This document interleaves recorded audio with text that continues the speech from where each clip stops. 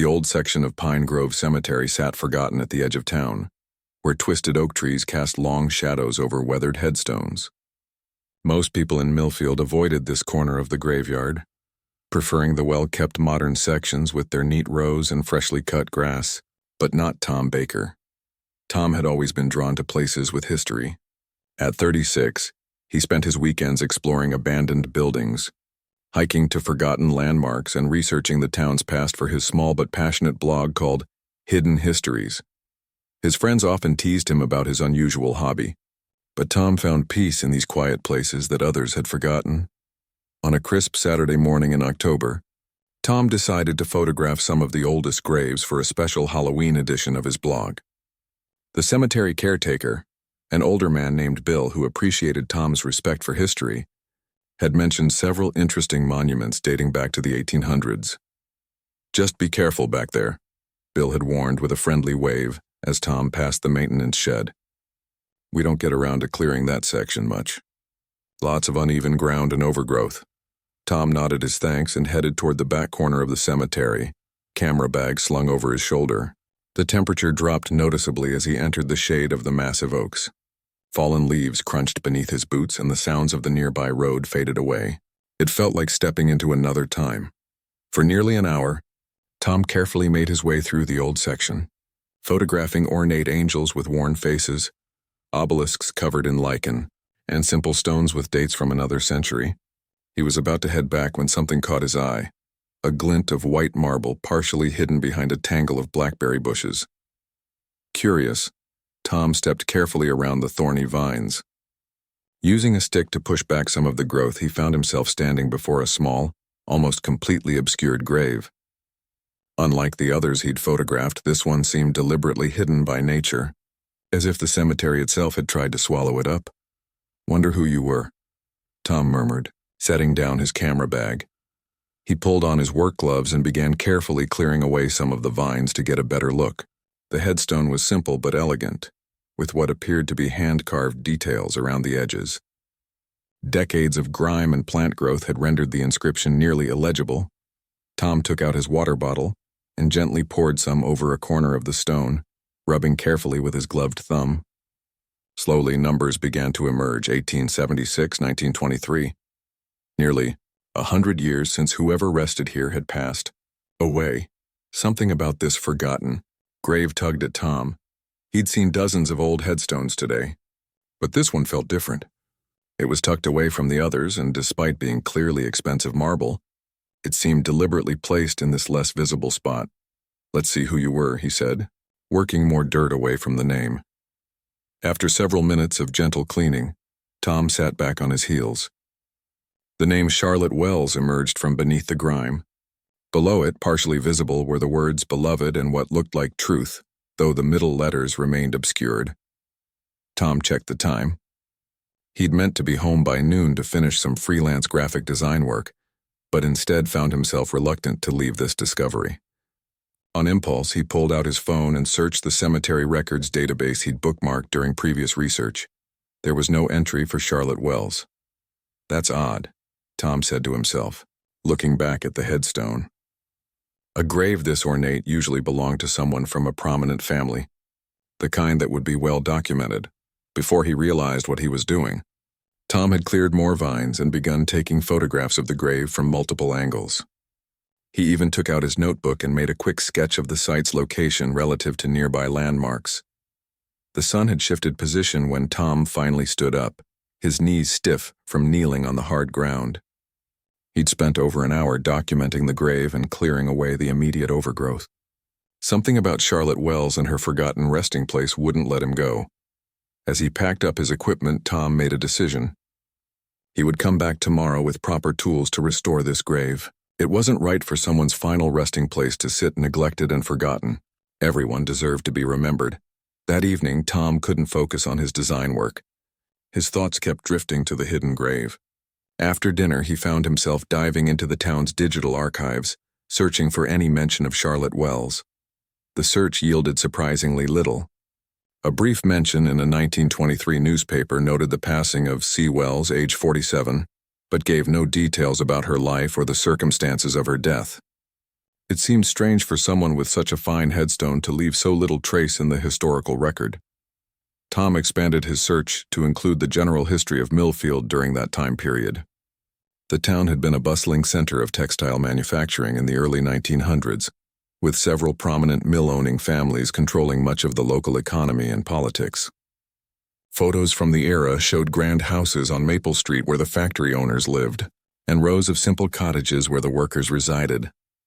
Around midnight, Tom stumbled upon something interesting, a photograph from 1920 showing the opening of the town library. The caption listed the names of those present, including members of the library board. There, almost at the end of the list, was C. Wells. "Librarian, got you," Tom whispered, zooming in on the black and white image. In the back row stood a woman with a serious expression, hair pulled back severely, wearing a high-necked dress that was somewhat outdated even for that time.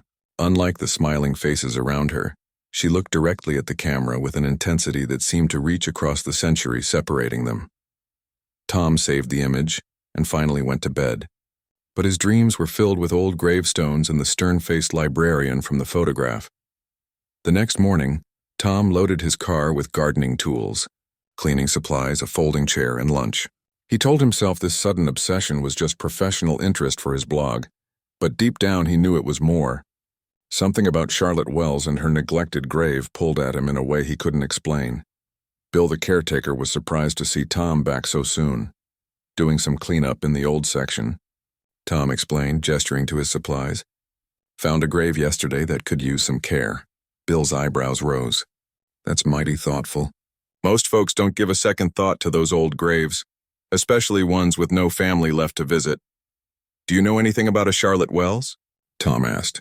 "Died in 1923? Bill shook his head. "Before my time. I've only been here 20 years. But there's a storage room with old burial records if you're really interested. Might take some digging, though.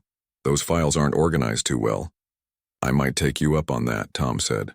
"But first I want to clean up her grave a bit." The morning air was crisp as Tom made his way back to Charlotte's grave. It looked even more neglected in the clear light of day. Setting up his folding chair and laying out his tools, Tom felt a strange sense of purpose. "Well, Charlotte," he said aloud, "let's get you cleaned up."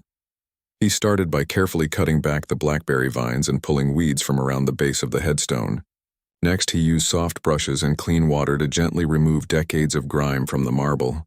As the stone gradually returned to its original white, more details of the carving emerged, delicate flowers along the edges and what appeared to be a small book etched at the top.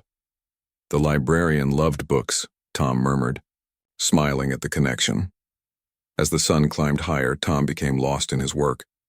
There was something deeply satisfying about this simple act of restoration, of bringing dignity back to a place of remembrance. By midday, he had cleared all the immediate growth around the grave and cleaned the front of the headstone completely. The full inscription now read, "Charlotte Wells, 1876-1923, beloved guardian of truth and memory." "That's an unusual epitaph," Tom said to himself, running his fingers lightly over the words. As he shifted position to work on the side of the stone, his hand brushed against something hard in the soil. Curious, Tom dug carefully with his trowel and uncovered a small metal box, about the size of a paperback book. It was made of copper, now green with age, and had no visible opening mechanism. Tom's heart raced as he lifted the box from its resting place. It was surprisingly heavy. He turned it over in his hands, looking for a way to open it, and noticed tiny hinges on one side. The lid appeared to be sealed shut by time and the elements. He hesitated, wondering if he should report the find to Bill first.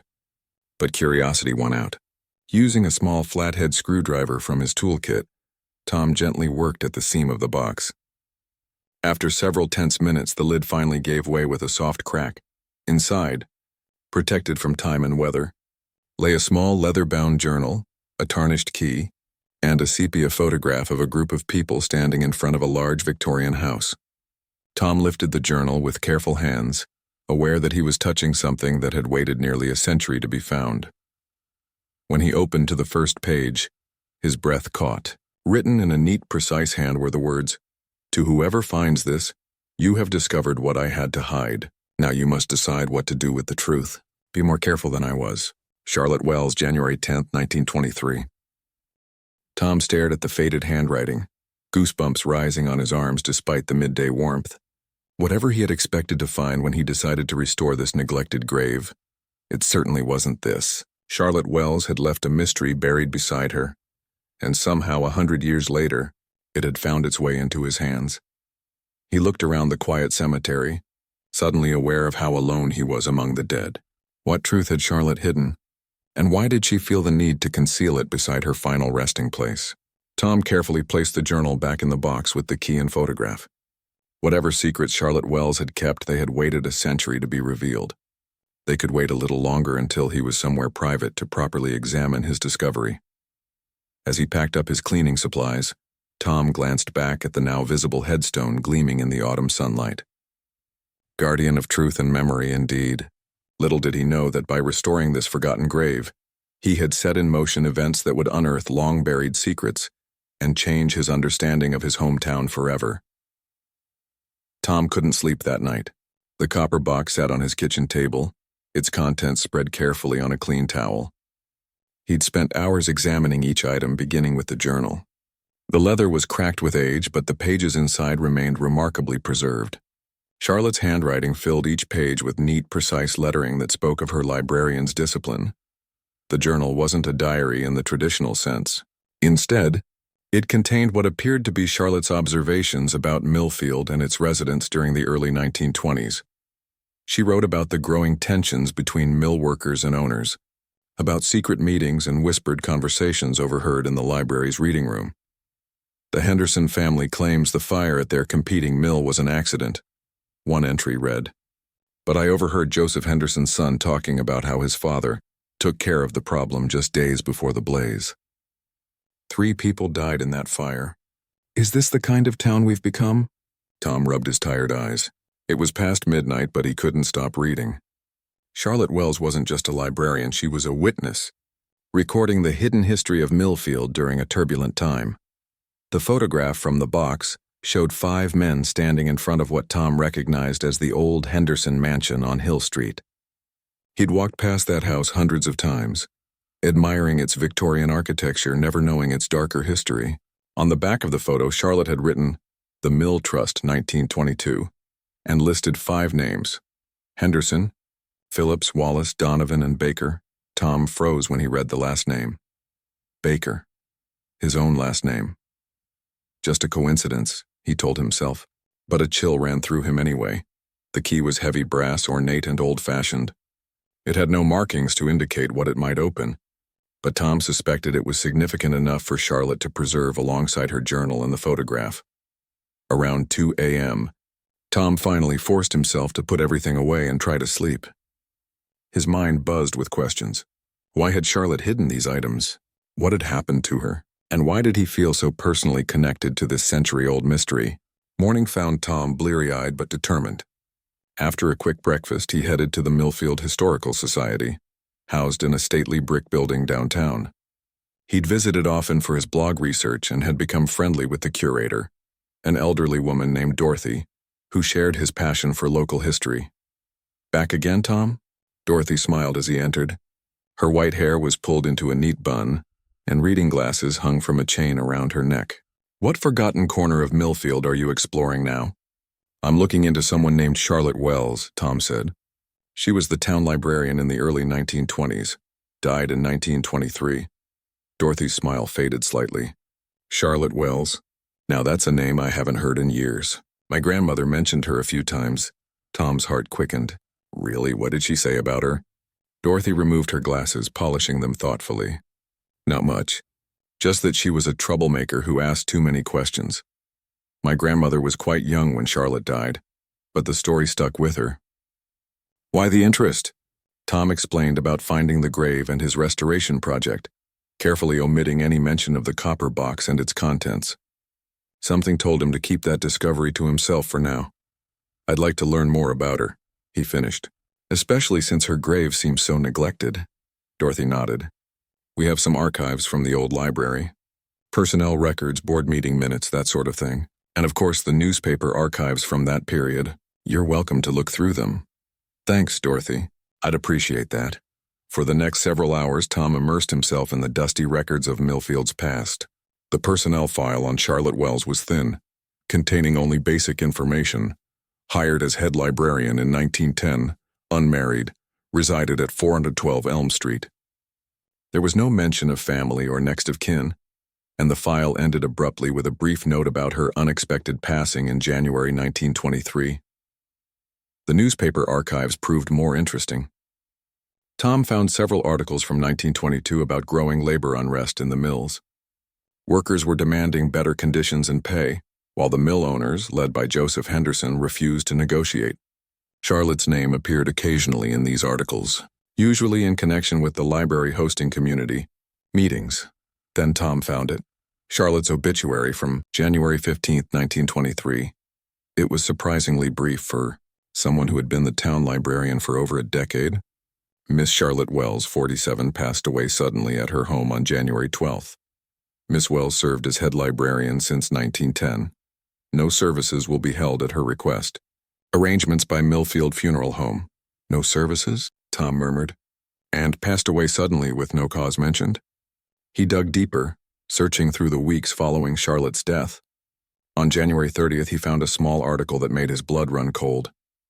Investigation closed in librarian's death. Police chief Wallace announced yesterday that the investigation into the death of librarian Charlotte Wells has been closed. While initial reports suggested unusual circumstances, the chief stated that medical examination confirmed death by natural causes. Miss Wells suffered from a weak heart, Chief Wallace explained.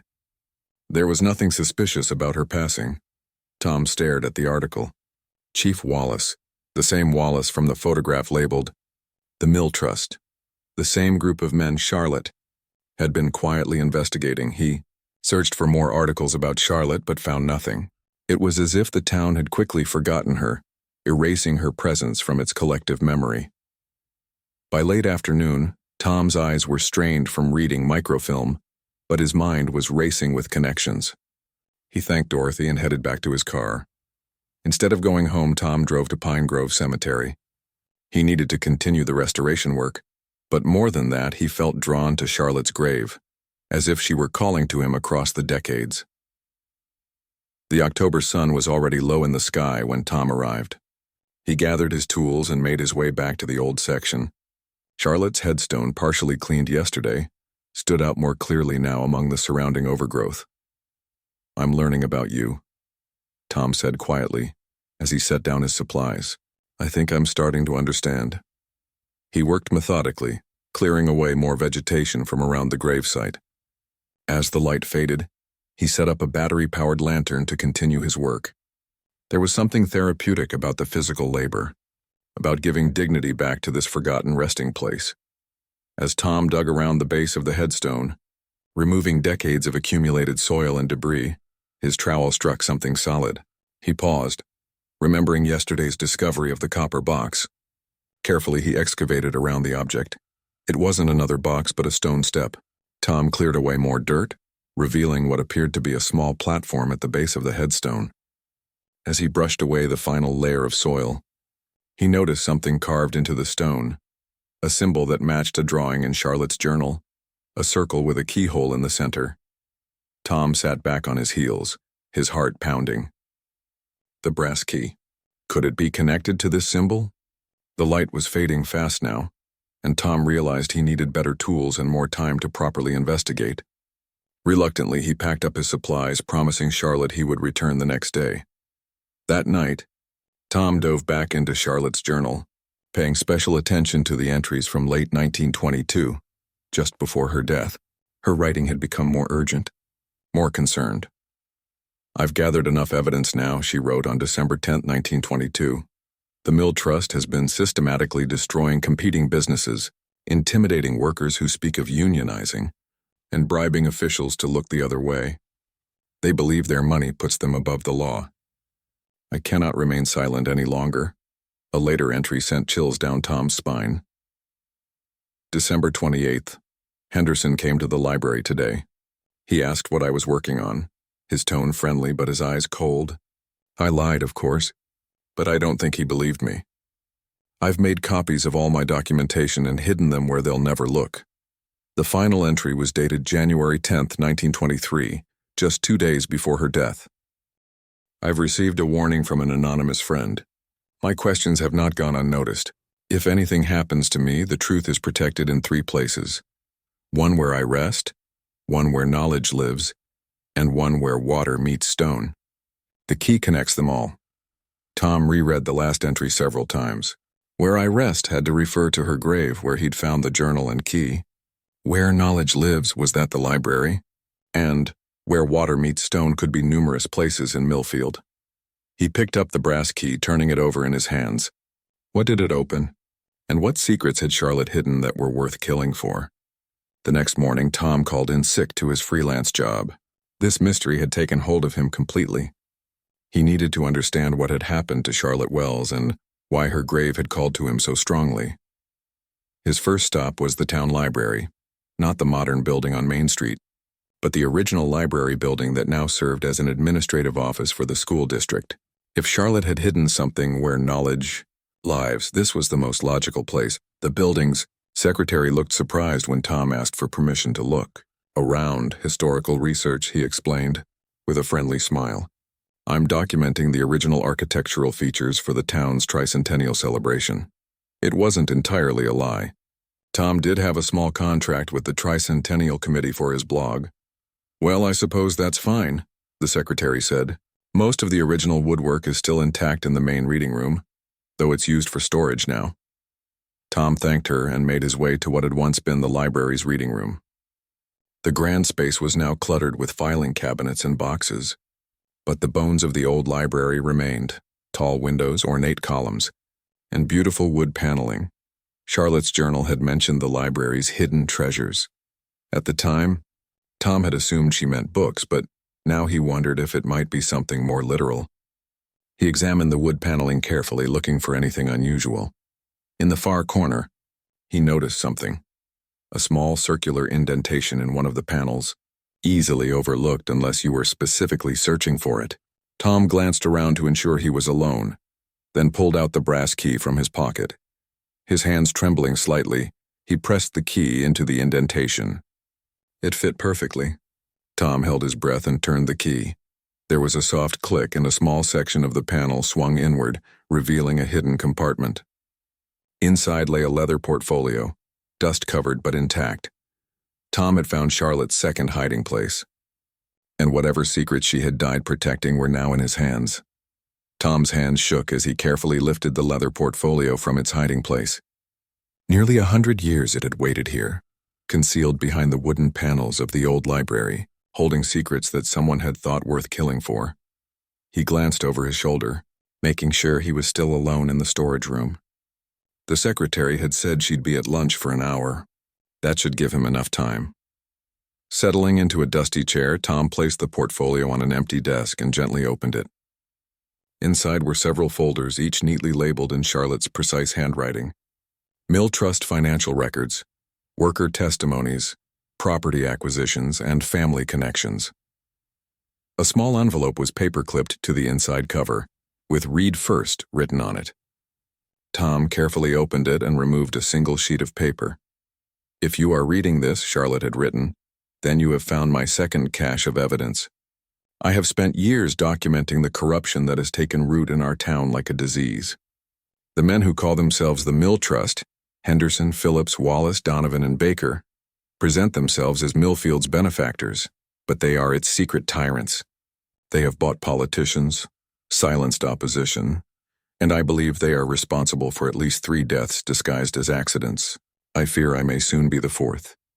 If I am gone when you find this, seek the final piece where water meets stone. Only then will the full truth be known." Tom read the letter twice, his mouth dry. The last name on the list, Baker, jumped out at him again. Could this be his family? His great-grandfather had been from Millfield, though Tom knew little about him beyond a few old photographs. He turned to the folder labeled "Family Connections" and opened it. Inside were pages of handwritten notes connecting the 5 Mill Trust families through business dealings, marriages, and political alliances. There were also several newspaper clippings about the family's various philanthropic efforts: libraries donated, parks built, scholarships established, public generosity hiding private greed, Charlotte had written in the margin of one clipping. Tom flipped through the pages until he found the section on the Baker family. His heart nearly stopped when he saw a familiar name. William Baker, 1875-1940. Lumber mill owner. William Baker was Tom's great-grandfather. For a moment, Tom couldn't breathe. His own family had been part of this corrupt group? The group that may have been responsible for Charlotte's death? He forced himself to read on. Charlotte's notes on William Baker were extensive. Of the five, Baker seems the most troubled by their actions. Twice now I've overheard him arguing with Henderson about their methods. After the fire at the Murphy Mill, Baker threatened to withdraw from the trust. Henderson reminded him that they all had too much to lose for anyone to walk away. Baker has a young family, a wife and 2 small children. I believe Henderson is using them as leverage to keep Baker in line. Tom felt a strange mix of relief and horror. His great-grandfather had been involved but apparently reluctant. Was he a victim as well as a perpetrator? The folder labeled Worker Testimonies contained statements from mill workers describing dangerous conditions, child labor violations, and threats against anyone who spoke of unionizing. Some had been fired after accidents and denied compensation. Others told of mysterious beatings suffered by workers who complained too, loudly. The property acquisitions. Folder detailed how the mill trust had systematically forced smaller businesses to sell by cutting off their supplies, intimidating their customers or causing accidents that made insurance rates skyrocket. Tom checked his watch. He had about 20 minutes before the secretary would return. Quickly, he pulled out his phone and began taking photographs of the documents, making sure to capture every page. He couldn't take the portfolio with him. Its disappearance might alert someone that the hiding place had been discovered, but he needed this evidence. As he photographed the last document, something caught his eye. A small notation in Charlotte's handwriting at the bottom of a property map. The truth about the Henderson fire is at the falls. The falls. Millfield Falls was a small waterfall at the edge of town where Elm Creek tumbled over a limestone ledge. Where water meets stone. That had to be the location of Charlotte's third hiding place. Tom carefully returned everything to the portfolio exactly as he'd found it, placed it back in the hidden compartment and closed the panel. The soft click as it shut felt like a promise. To Charlotte, to the truth, and perhaps even to his great-grandfather. Outside, the October air felt crisper than before, or perhaps it was just Tom's heightened awareness of everything around him. The town he'd lived in his whole life suddenly seemed different, layered with secrets and old sins. He drove to the cemetery first. He needed to continue the restoration work on Charlotte's grave, not just for his blog now, but because he owed it to her. As he worked, clearing more overgrowth and gently cleaning the headstone, Tom talked to Charlotte as if she could hear him. "I found your second hiding place," he said quietly, brushing lichen from the marble. "I'm going to the falls next. I'll find whatever you hid there, Charlotte. I'll make sure people know the truth." As the afternoon light began to fade, Tom finished what he could for the day. The grave looked dramatically different now. The headstone clean and bright. The surrounding area cleared of decades of overgrowth. He'd even planted a few hardy perennials that would bloom in spring. "I'll be back," he promised as he gathered his tools. On the drive to Millfield Falls, Tom's mind raced. What would he find there? More documents? Photographs? And what would he do with all this information once he had it? The small parking area at Millfield Falls was empty when Tom arrived. Most locals only visited during summer, when the falls offered a cool retreat from the heat. In October, with evening approaching, he had the place to himself. The waterfall wasn't large, perhaps 15 feet high, but it had carved out a pretty grotto in the limestone over centuries. Tom stood for a moment, watching the water cascade down the rock face, listening to its constant rhythm. Where water meets stone. But where exactly would Charlotte have hidden something? The area around the falls had changed since the 1920s. There was now a viewing platform, benches, and a small footbridge over the creek. None of these would have existed in Charlotte's time. Tom walked slowly around the area, looking for anything that might serve as a hiding place.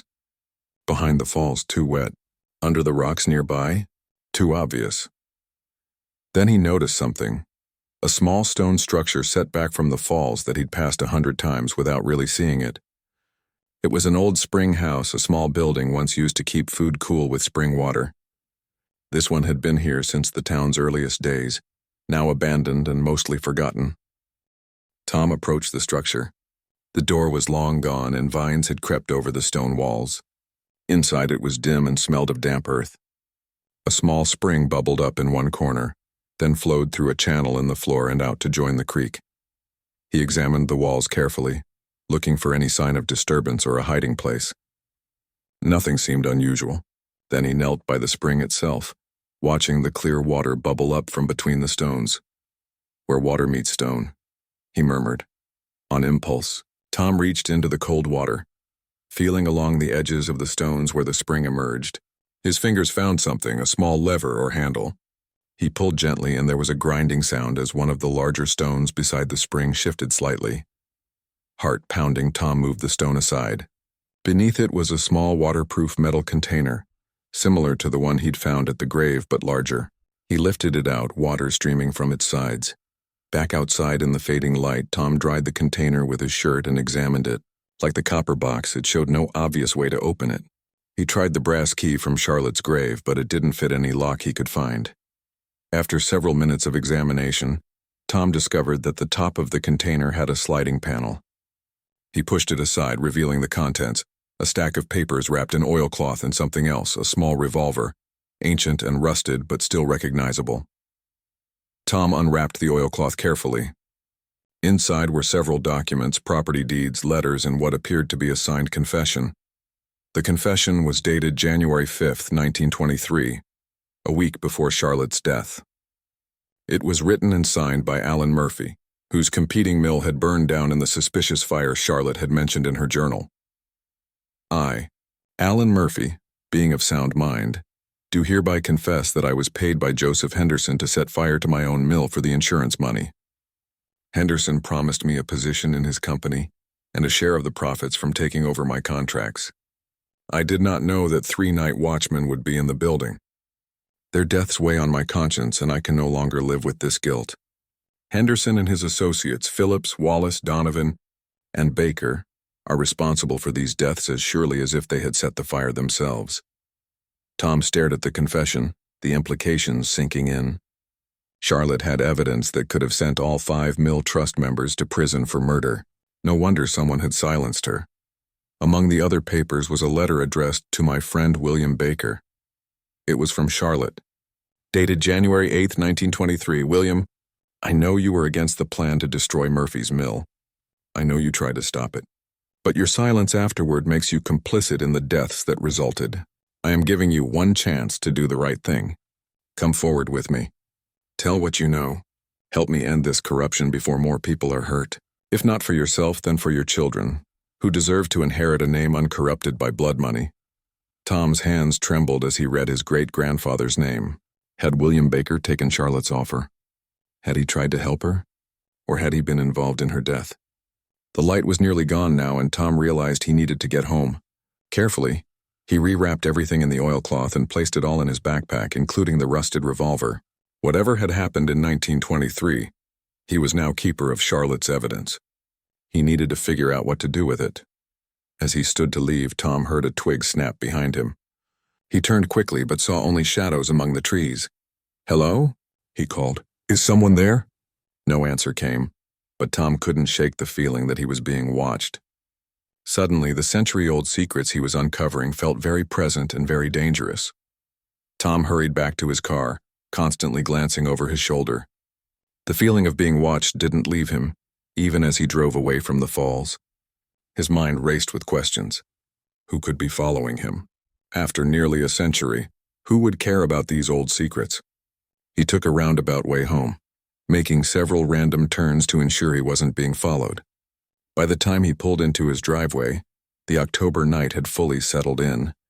The streetlights cast long shadows across his small front yard, and the wind rustled through the few remaining leaves on his maple tree. Inside, Tom double-checked that all his doors and windows were locked. He felt silly doing it. He'd never worried about home security before, but the weight of Charlotte's secrets made him cautious. He drew the curtains and spread the contents of his backpack across his kitchen table. The rusted revolver sat ominously among the papers. Tom handled it carefully. though he doubted it could still fire after all these years underwater. Why had Charlotte hidden a gun? Had she feared for her life? Or was it evidence of something else? He turned his attention to the documents. Beyond Murphy's confession and Charlotte's letter to William Baker, there were property deeds showing how the mill trust had gradually acquired land throughout the county, often at suspiciously low prices. There were also photographs, grainy black and white images showing men in suits standing over what appeared to be ledgers and maps. One photo in particular caught Tom's eye. 5 men stood in front of the Henderson mansion. The same image he'd found in the copper box, but this version was clearer. On the back, Charlotte had written not just names but a date. October 15, 1922, the night they planned the Murphy fire. Tom studied the faces. Henderson stood in the center, portly and confident. To his right were Phillips and Wallace, both thin and severe-looking. Donovan was a bulldog of a man with a thick mustache, and at the end, looking uncomfortable, stood William Baker, Tom's great-grandfather. He had the same strong jaw that Tom saw every day in the mirror, the same slightly crooked nose. But his eyes looked troubled, his stance stiff compared to the relaxed postures of the others. "What did you do, Great-Grandpa?" Tom whispered. "Did you try to help Charlotte? Or did you help silence her?" Tom reached for his laptop and opened his family history folder. He had a few photos of William Baker, but little information. His grandfather, William's son, had rarely spoken about his father, and what little family history Tom knew came from his mother, who had died 5 years ago. He dug through digital copies of old family photos until he found what he was looking for: a picture of William Baker with his wife and 2 young children, taken around 1923. William looked tired, the lines on his face deeper than in the mill trust photo, though it was taken only months later. Tom stared at the family picture, then back at Charlotte's letter to William. "If not for yourself, then for your children, who deserve to inherit a name uncorrupted by blood money." Had those words reached William? Had he made a choice to protect his family's future even at a cost? Tom yawned, suddenly aware of how exhausted he was. The day's discoveries had drained him. He carefully packed everything back into his backpack and hid it in his bedroom closet. The questions would have to wait until morning, but sleep didn't come easily. Tom tossed and turned, his dreams filled with images of Charlotte Wells standing by her grave, trying to tell him something he couldn't quite hear.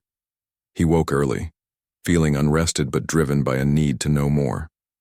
After a quick breakfast, he headed to the only place he might find answers about his great-grandfather's role in this mystery: the county records office.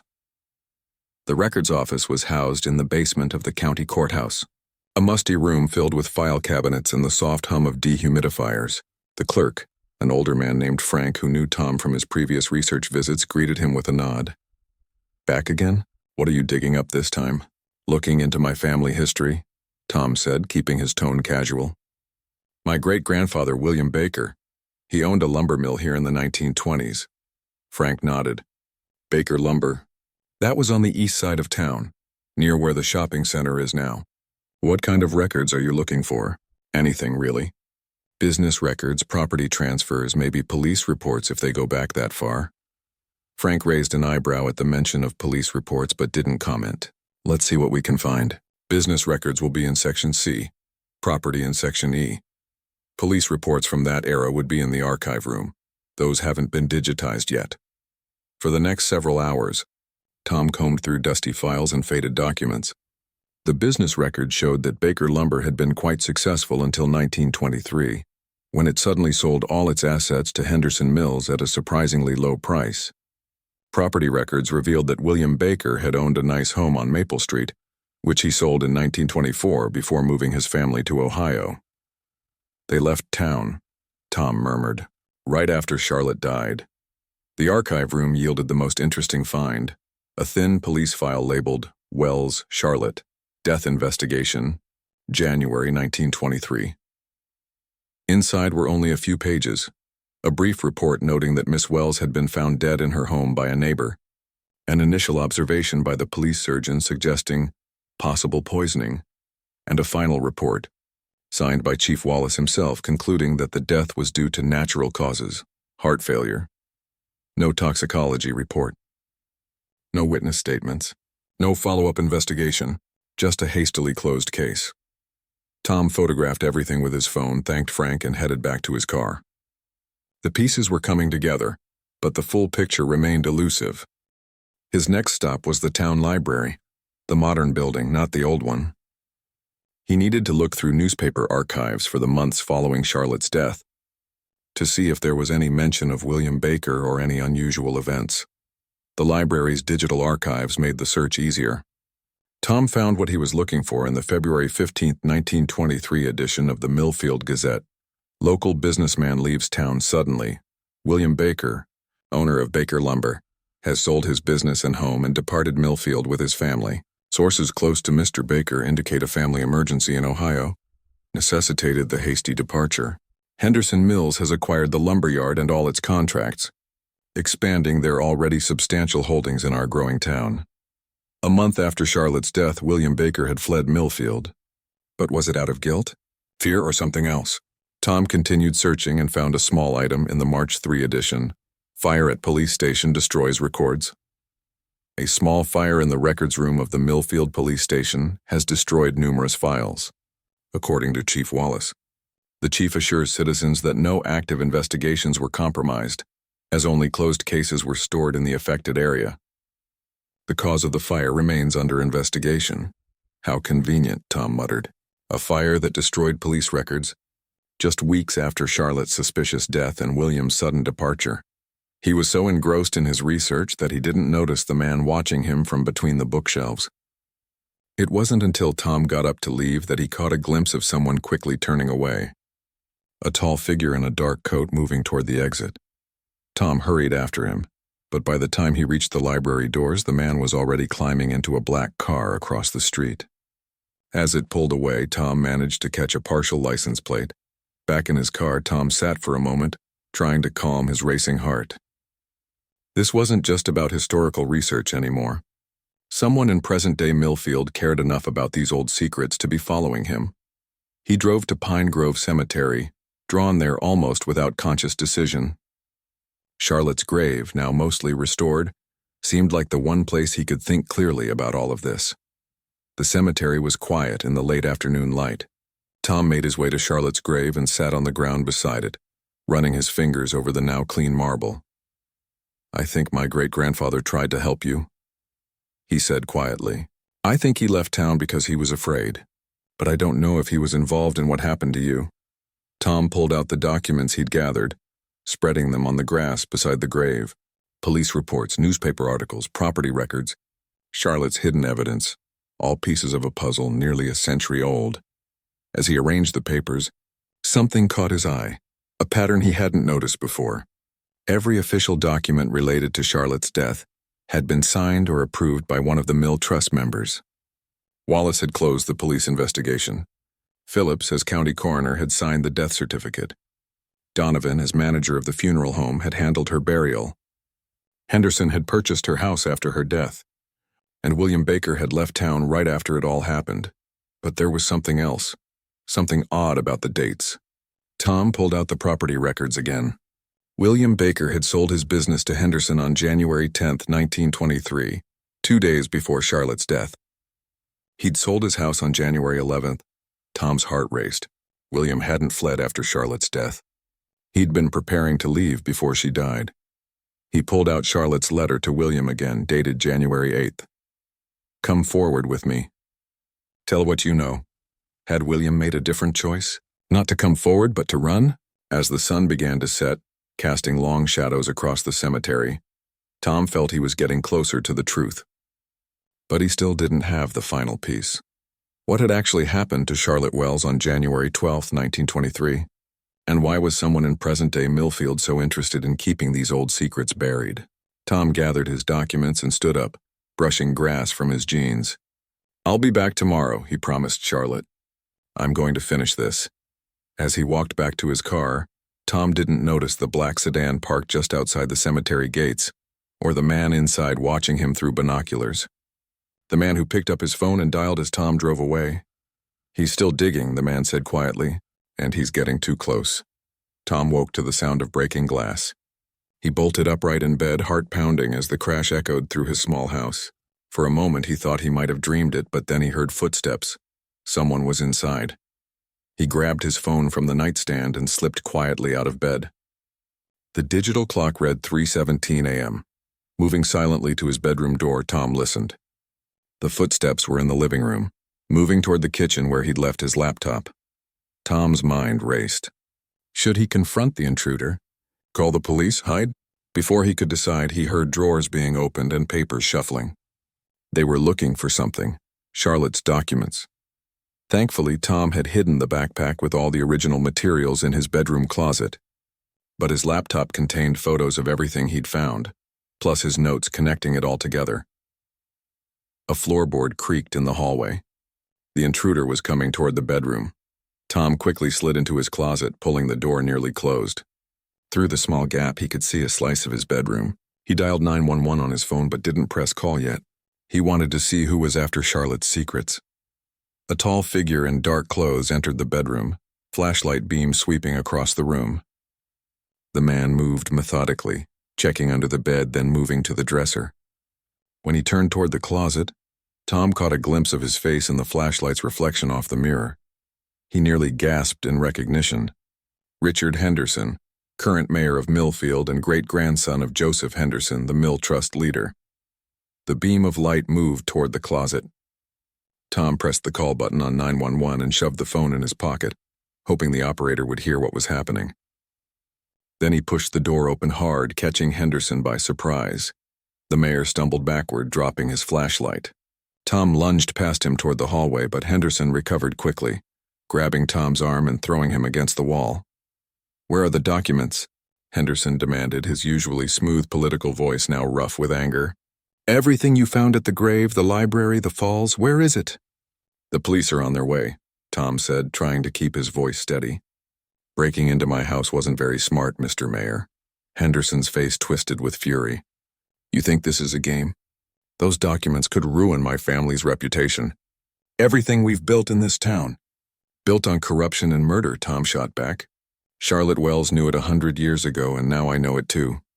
Henderson's eyes narrowed. "Charlotte Wells should have minded her own business. Just like you should." The sound of approaching sirens cut through the night. Henderson's head turned toward the window, momentary panic crossing his face. Then he looked back at Tom with cold determination. "This isn't over," he said, backing toward the hallway. "Some secrets need to stay buried." Before Tom could respond, Henderson turned and ran. Tom heard the back door slam as the mayor fled into the night. By the time the police arrived, Henderson was gone. Tom told them about the break-in, but left out the details about Charlotte Wells and the century-old mystery. Something told him this wasn't the time to share that story, not until he understood all of it. After the police left, promising to patrol the area for the rest of the night, Tom knew he wouldn't sleep again. He made a strong pot of coffee and spread all his materials across the kitchen table. If the mayor was willing to break into his home, the answers in these documents must be even more explosive than he'd realized. Tom went back through everything methodically, this time looking specifically for connections to the Henderson family. In the property deeds, he found that after Charlotte's death, Joseph Henderson had quickly purchased not only her house but several surrounding properties, demolishing them to build what became Henderson Park. "He erased her from the landscape," Tom murmured, "turned her home into a park named after himself." But there was something else about the timing that bothered him.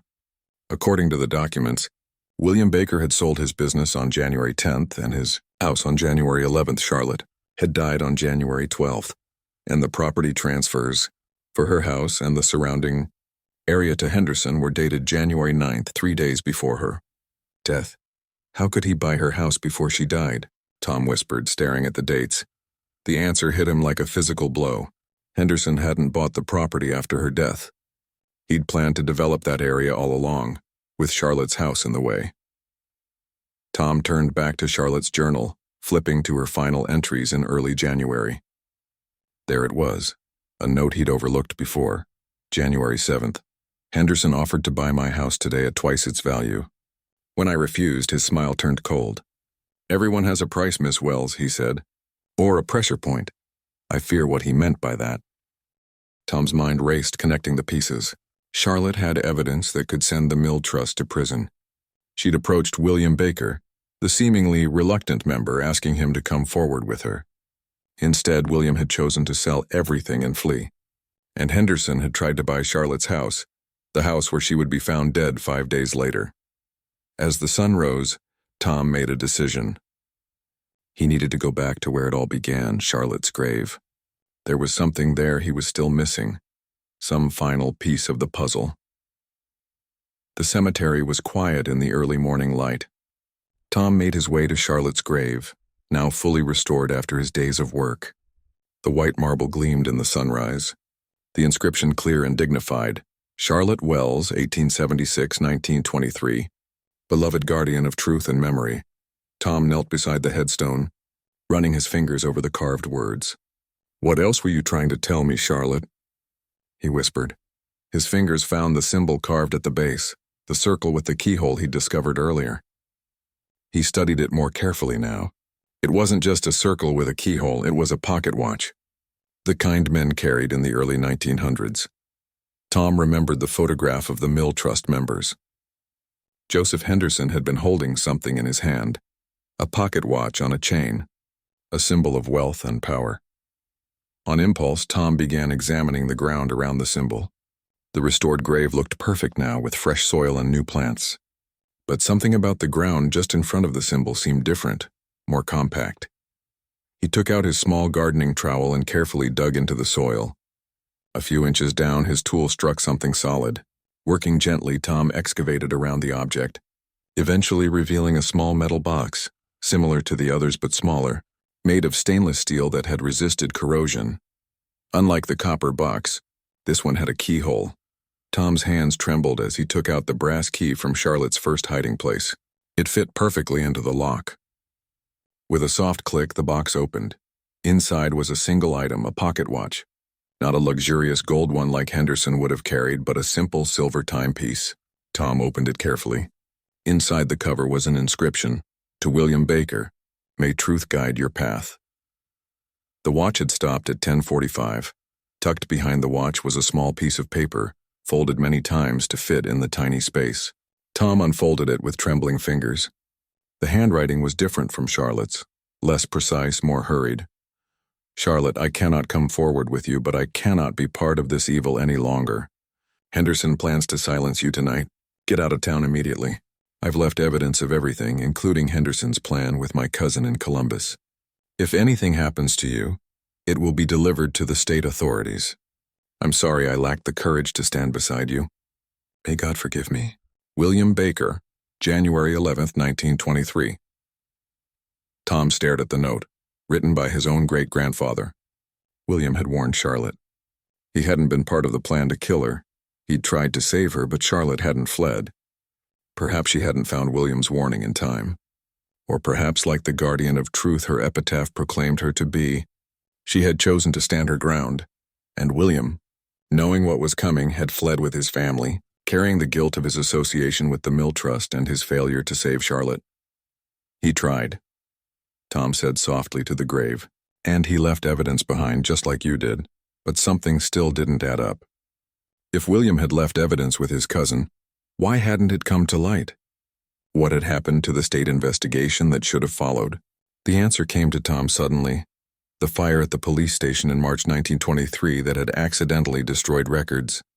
What if it had destroyed more than local police files? What if it had eliminated the evidence William's cousin had provided? Tom stood up, the pocket watch and note in his hand, as the full story finally came together in his mind. Charlotte Wells had died trying to expose corruption.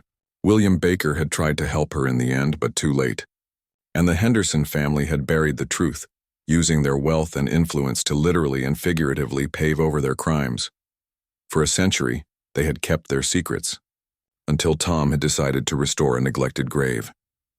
As he carefully placed the watch and note in his pocket, Tom heard footsteps behind him. He turned to see Richard Henderson standing 20 feet away, a gun in his hand. "I knew you'd come back here," the mayor said.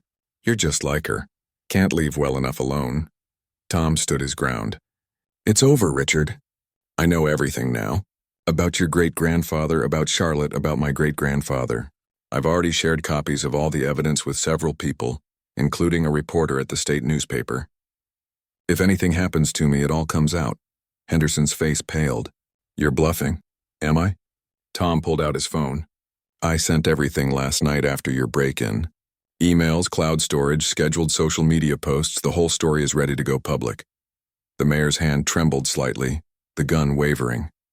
My family built this town. Your family corrupted this town, Tom corrected. But it doesn't have to define you. You could be the Henderson who finally tells the truth.